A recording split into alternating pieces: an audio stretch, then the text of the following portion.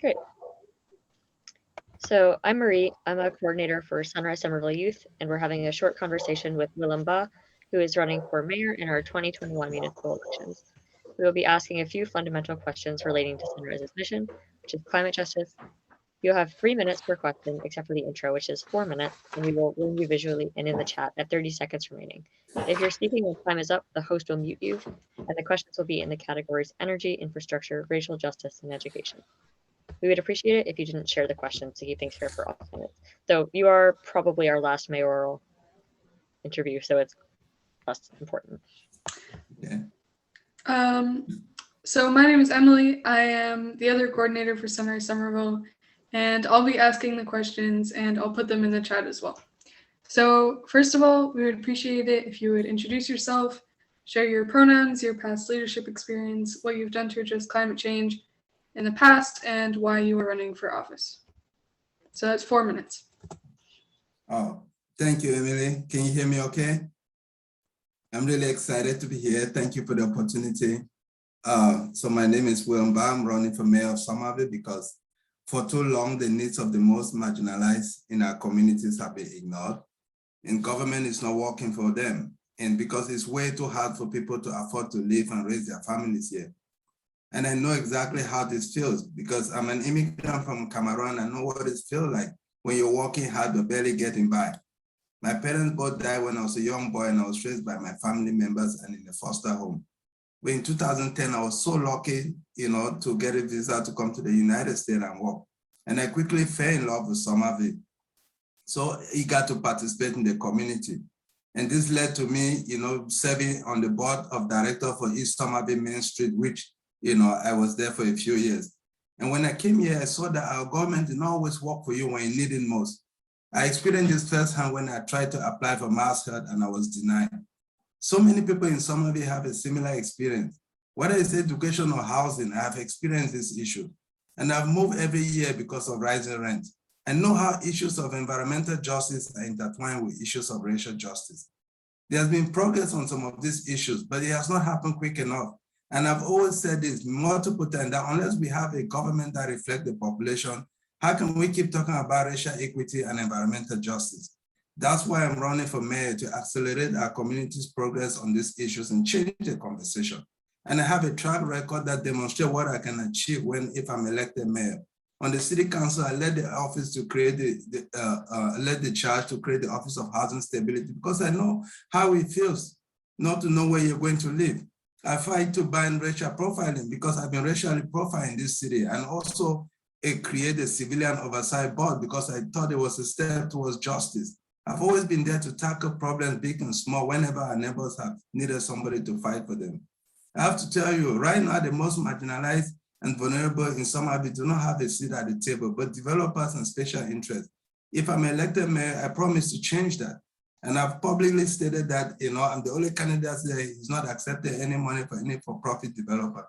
Finally, I want to thank you all for taking the time to put this forum together. But I also want to thank you and acknowledge the important work that you are doing to fight the impact of climate change. Without organizations like Sunrise Movement, it will be easy for elected officials to pass the buck and not address the climate crisis. That's what happened for decades. But because of organizations like yours, this is finally here, action is being taken. We are seeing now the urgency of it. So if I'm elected mayor, I will look forward to having your conversation, having you hold me accountable. I've said this multiple times. I want to make Somerville a model of sustainability around the state. And I'm really grateful for the time, and I look forward to speaking with you and answering your question. But most importantly, I want you to know that I'm here to listen to you more. Thank you for the opportunity. All right, thank you for sharing a bit about yourself. We appreciate it. So we're going to move to our first category, which is energy. So how do you plan to transition Somerville to an all-electric 100% renewable energy grid? And by what year do you believe that has to happen? Wow, it's, I think, for this question, I want to say, when we talk about the year, it's possibly by 2025, but we can make municipal buildings carbon neutral by 2030. That is something that, we can do. I know that a lot of times politicians always lie to your generation. I'm not going to tell you that, but as an environmental scientist, I know when this is possible. And so this is a huge start, but we need to start by transitioning our city's energy grid, to make sure that we have only clean energy, no fossil fuel. That is for sure. Okay, thank you.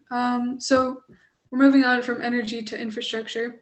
So lots of decisions about public transportation are made at the state level. How do you believe the Somerville government should engage with public transit? Wow, thank you for that question again, Emily. I want to say, like somebody like me who actually study in Sweden for grad school, it's really remarkable, like how much you can, the contrast. Like I bike there all the time. I really really have so much fun. But when I moved here, I saw that it's kind of like different. I could not, when I went on the street, I could not even look about where to even bike. So we need, and then I have to tell you, like you laugh. One of the first things I submitted when I got elected, was to say that we need to build a robust biking infrastructure for the state. So because this is something we cannot just keep talking. I've said it in different platforms. I said, if you build, a city for cars, cars will come. If you build it for bikes, bikes will come. If you build it for family, families will come. So why don't we make public transit free? That is something that I'll be advocating for. I know that we need to, first of all, also electrify our municipal vehicles. That is something that we need to actually look into, because we need to first of all set an example, of course, and then incentivize homeowners to actually create those infrastructure that, renters should be able to also enjoy, because sometimes, it's very easy to just, do things and yet the landlords, if we don't create the tools for them to do it, they will not be able to do it.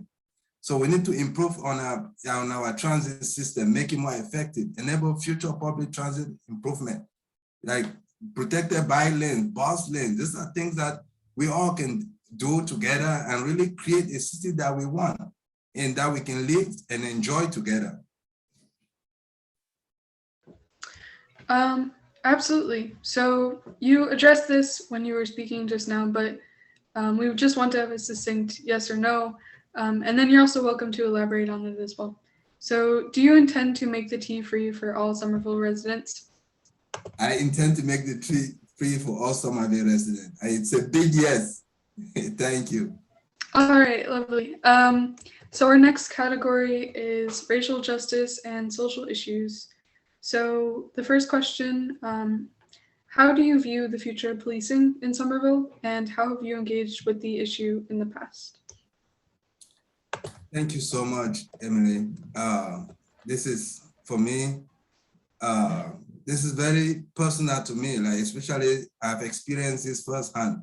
So this is something that, I, as somebody, who is Black with 2 young kids who is Black, somebody who has been racially profiled, these are issues that I live with every day. When my family is out of the house, I even feel scared, making sure that they can come home, and be safe. And so that is why I moved, to kind of ban racial profiling, because I thought it was a step towards justice, led the effort to create a civilian oversight board so that we can hold our police department accountable. And even my campaign, I said, no money also from police union, fossil fuel executive, no developer money. And also I want to say right now, police is doing a lot that they should not be doing. I want to dismantle the school to prison pipeline by rediversing money from policing to, hiring more guidance counselors in our school, help with maths and science, help our kids instead of trying to funnel them to prison. And also, they are also responding to things that they should not be responding to. We need to reimagine in public safety and also rebuild trust for this community as well. So get more social workers instead of, people with guns left and right. So there's a lot, but I want to say, I appreciate you asking this thing. This is something really personal to me. It means so much to me. And I also feel like if we don't have somebody who has experienced these issues up close, like how it's all talk, we always talk a good game. And when it comes to action, you don't say it. You know, so that is why I told myself that I owe it to myself to do what I feel is right. And that is why I'm here. Yes, thank you. Thank Absolutely. you. So the next question, also something that I'm sure is very personal to you. So how will you work to integrate new immigrants into the community and especially into Somerville Public Schools, particularly focusing on undocumented families because we are a sanctuary city? Thank you again. I'm glad you actually could see that it's I always lead up when I hear things like this because you remember when I even talked in my opening statement that if we don't have a government that reflects the population, it's all talk. You can and no action. And so one of the things that I want to make sure that we can see it happening is that, look, for example, Emily, even on the school committee, students, the school committee cannot be making decisions about students without students having a seat at the table.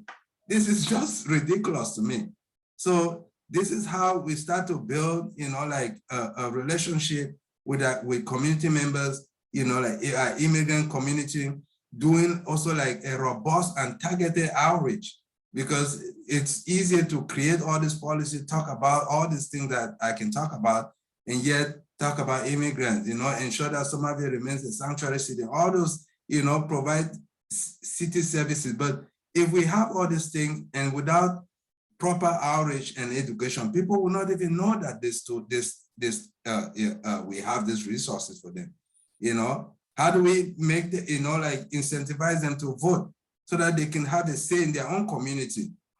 Because they do pay taxes. I was here also when I came here, young immigrant, I work, I pay tax, but even though I wasn't even eligible for anything, but I was really contributing to my own community. So I think they should be represented in our municipal government at all levels. All right, yeah, thank you for that answer. So we're going to shift a bit to education, which is our last category. So how will you adapt, or will you adapt the Somerville High School vocational program to include green job training? So that would be solar panel installation or adapting buildings and infrastructure to be more sustainable, etc. A big yes. All right.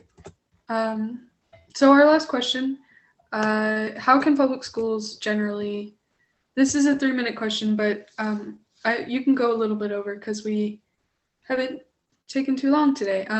So how can public schools generally prepare students for their future in a world impacted by climate change? Wow. Wow. No, this is great. This is great. I think, that is something that, especially we need to bring a Green New Deal to Somerville. This is, and also I've been into many forums where they're asking questions, talking about different things, but they're not even asking about climate change. I'm like, wow, this is something that is happening right now. And so the urgency of it is huge. We need to address it now. Look at the flooding, the impact of flooding, the extreme heat, to make sure that our schools are healthy, especially we've seen with this pandemic. When I have kids, especially you guys are even the future of our society. How do we, make sure that, we use your knowledge, your tools, and so that you can see that this is something that we want you to be at the table, because you're pushing us to be able to do this stuff. We need to retrofit our building, look at even which ones are supposed to be completely reconstructed, which one will be retrofitted, what kind of filtration we need, just build a city, that can be ready to combat, climate change, because we cannot continue to live, like this, because it's not something that is sustainable. How can we improve also on our tree canopies? Because it's I almost feel like we are in a treeless city, and when we're talking about urban heat island, we need to do more, and also make it fun, create a city where even young people too can be excited. They can, have different spaces where they can participate in this, like tree planting program, watering and composting. It's like Emily, I gotta tell you, even something really as simple as composting, that is something that is not even often talked about.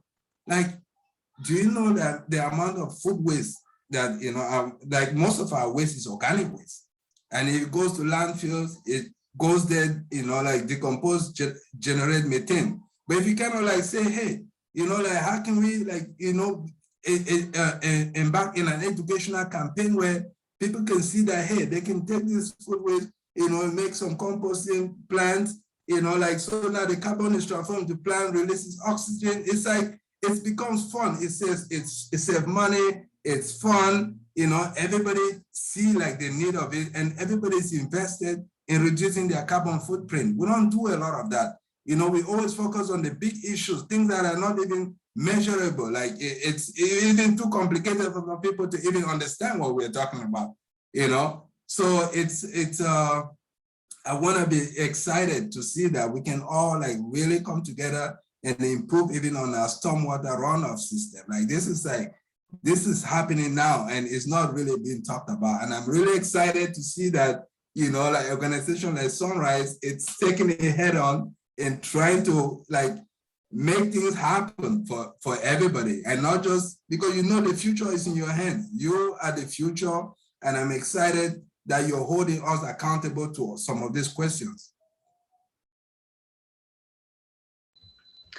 Okay, well, that was our last question, but thank you very much for coming and taking the time to speak with us.